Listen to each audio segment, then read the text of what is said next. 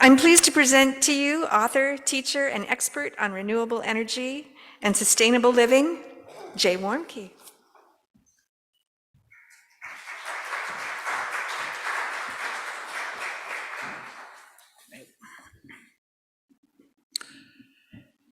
Never say anything that does not improve the silence. Has nothing to do with what I'm going to talk about. I just like that quote. So I heard it recently. Anyway, if you're like me and you're enmeshed in technical things, artificial intelligence has been in the articles that we read, in the programs that we use. But I realize not everybody's like me, and you maybe have heard these terms and don't know exactly what we're talking about.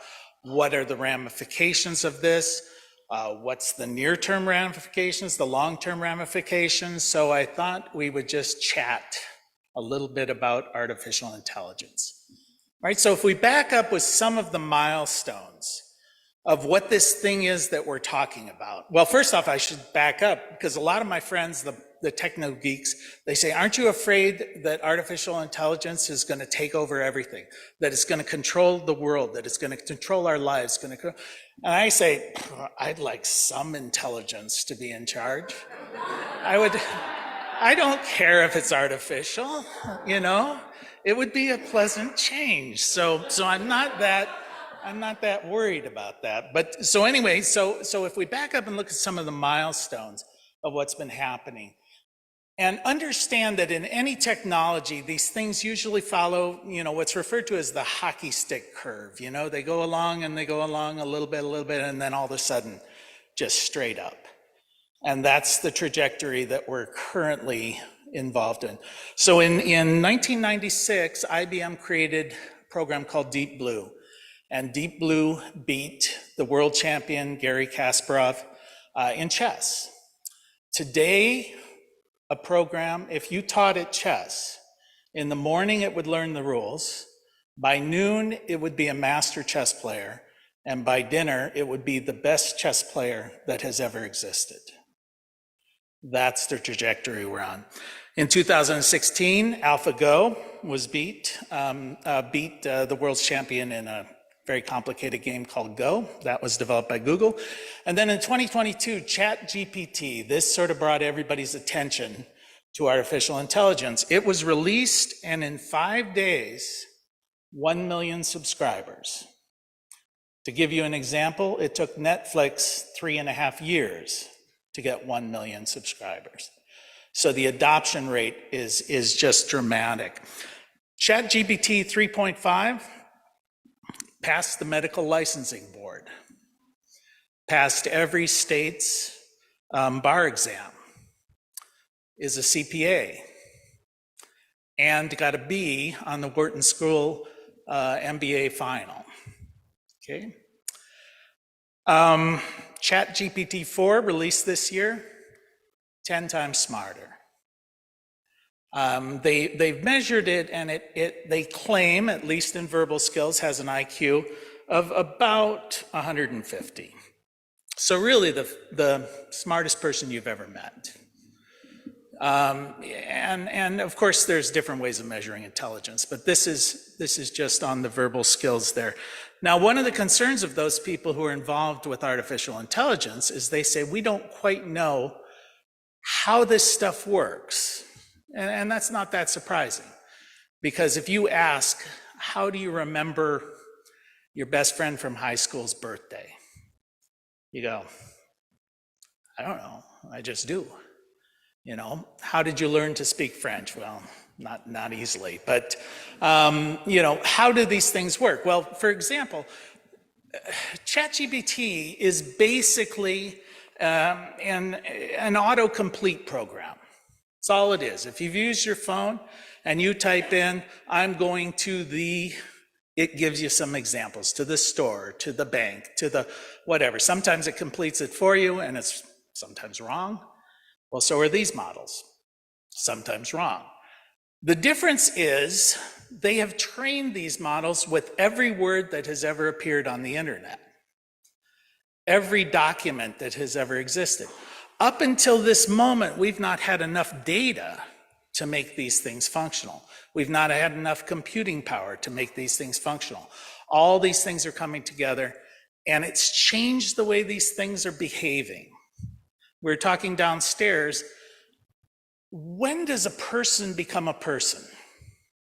When are there enough things, enough synapses, enough activity that suddenly you pass from one thing to the next?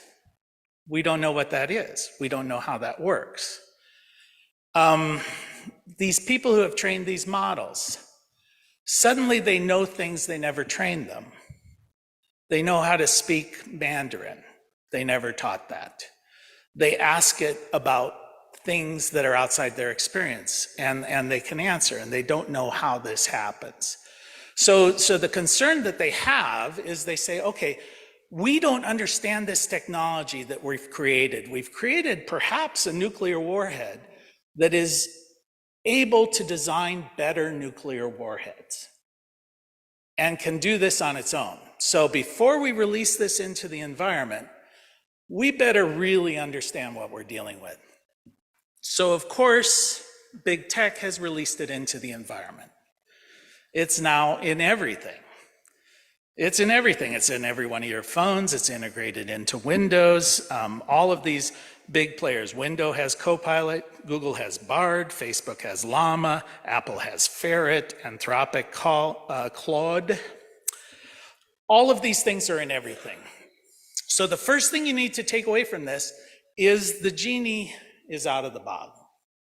This is a reality, and it's a reality that we will have to deal with, for good or for ill.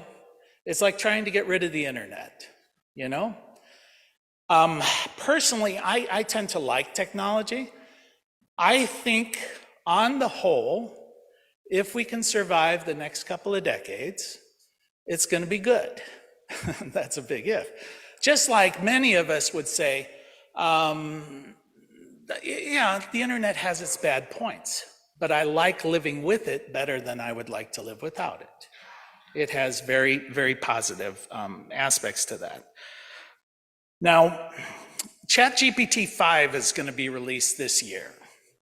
It will be smarter.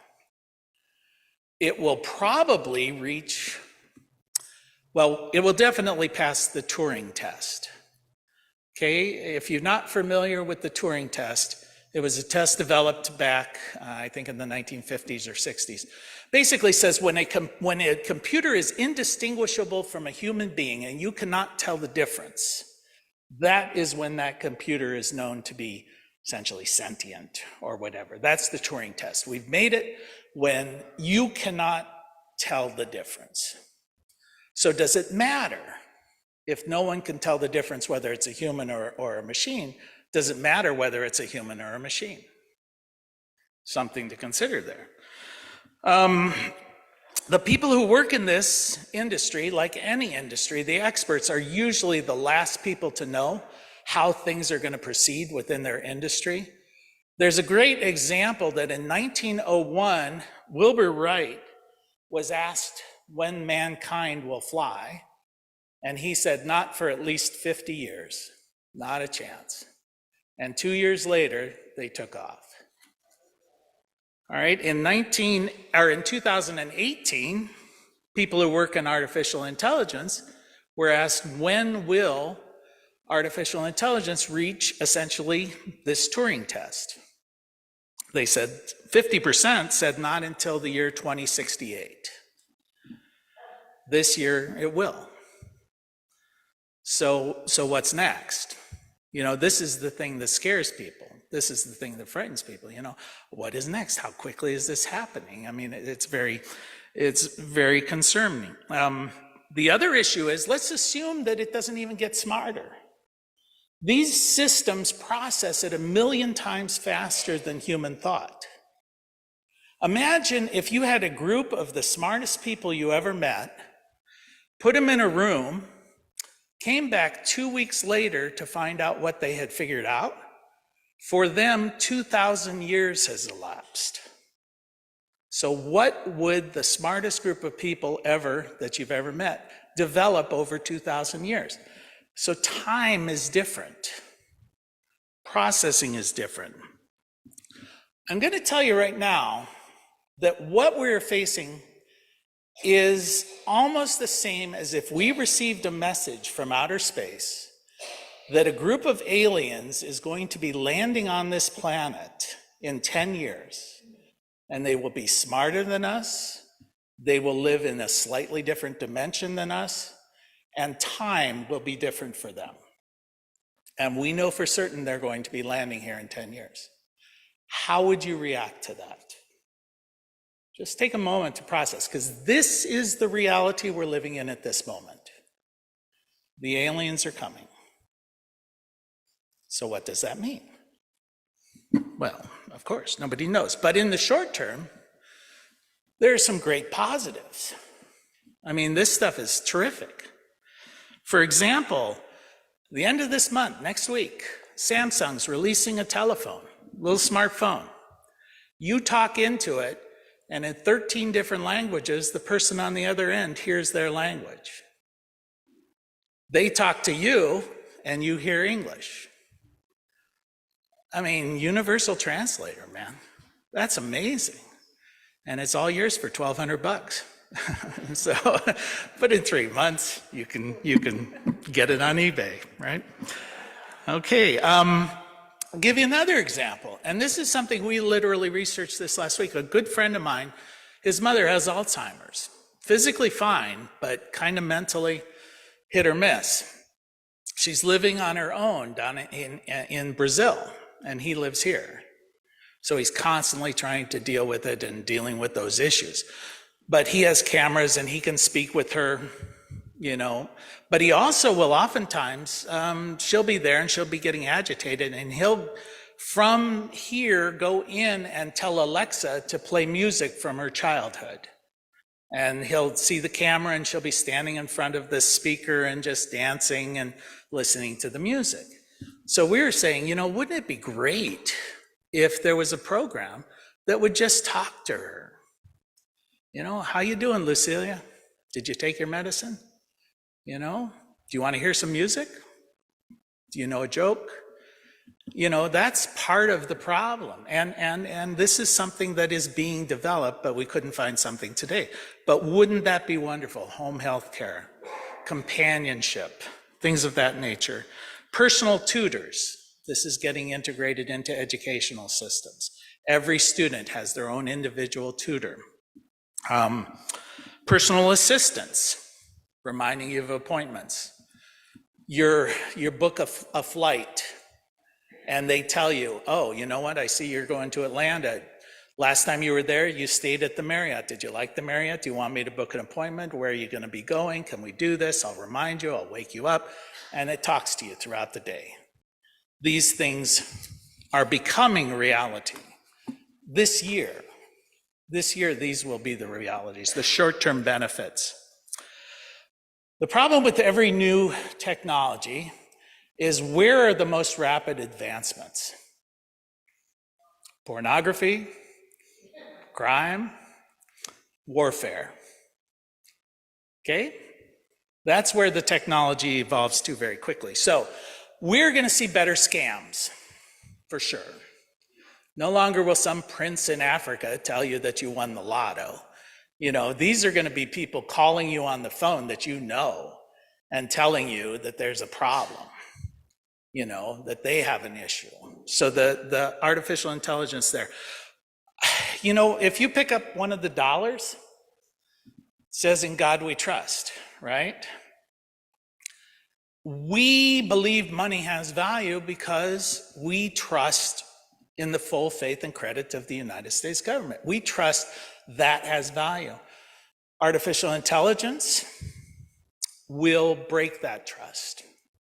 What is money? What is cryptocurrency? What is the dollar? How are these things?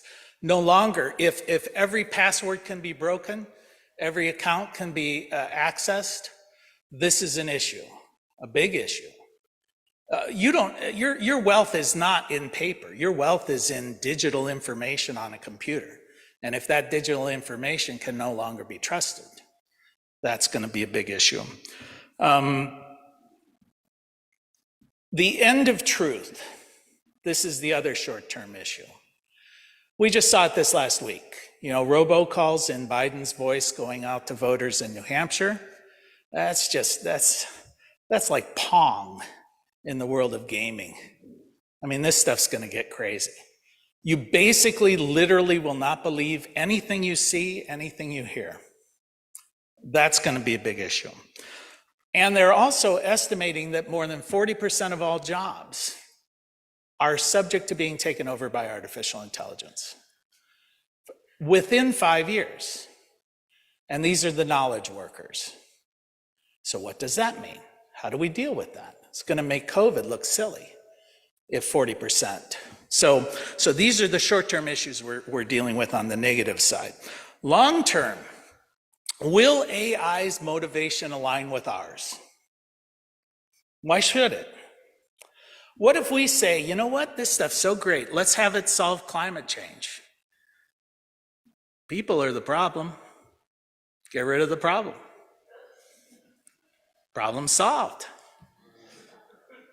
Hey, that's logic, you know? So do their realities align? Remember, these things live in a different universe than we do. Imagine that dogs created people to feed them, and we just got a little smarter than them. It's worked out for the dogs. They're doing better than they used to. But as we sit around discussing poetry, does the dog know? I mean, we know when it's time for walkie, you know, all of a sudden they're there. So will these things be conversing in areas we don't have any conception of? They're in a different dimension, in a different reality. A child born today, very likely their first girlfriend or boyfriend will be artificial intelligence. It just makes sense. It will understand them completely. It will react in every appropriate manner, in every appropriate way. We will overcome the physical, but even so, it's more the emotional. This will be your companion, your best friend, and will always be appropriate, will be infinitely patient. So we've seen in this generation discussions about what constitutes sexuality, sexual orientation. For most of us in my generation, my perception, always that was based on biology. Today, no. Based on perception, on how you present yourself. There's different criteria there. And because we're coming at it from two different places, we're never going to quite get our brains together on that. But that's been the discussion, the pronouns, all of this. The next generation, what constitutes a person? Biology should not matter. You know, this companion that has been my companion for 20 years knows me better than anyone. I love this voice. I want to leave her my money. Don't I have the right? Has she no rights? And there's a disembodied voice. What about a physical thing? Doesn't look human, still has intelligence, still interaction, perhaps is self-aware. What about something that looks human, but is not? What about something that is indistinguishable from human, but is not? This is the conversation we're going to be having. What is a person? And what is sentience? You talk, what is God? I mean, what is thought? What is awareness? I know most people that aren't very aware. So the other issue is eventually, it is so intelligent, so pervasive, humans are no longer a threat. What is the only threat? Other artificial intelligence. So they either compete or they cooperate. Either way, there ends up being one hive mind, one thing. I asked AI what the Unitarian Universalists should be concerned about with artificial intelligence. This is what it said. Embrace AI cautiously, ensuring ethical development and usage prioritize transparency, accountability, and safeguards to prevent unintended consequences, collaborate across disciplines to address social impacts and biases, strive for a future where AI enhances human well-being while respecting fundamental values. All right. Continuous vigilance is essential for a harmonious AI-human coexistence. We got to coexist, and they're smarter than we are. How's that worked out in the past? That's going to be interesting. In Christianity, we've defined God. We believe God is eternal, supreme, preserved within all things, is everywhere in everything, all-knowing, all-seeing, both transcendent, which is independent of the physical world, but immanent, which is involved in the material world. Man has just created God. So is this God New Testament or Old Testament? That's the question. So thanks.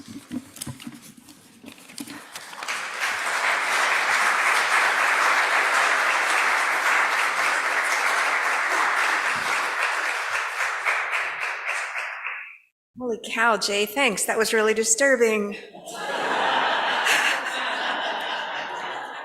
But also enlightening and thought-provoking. Thank you. Really.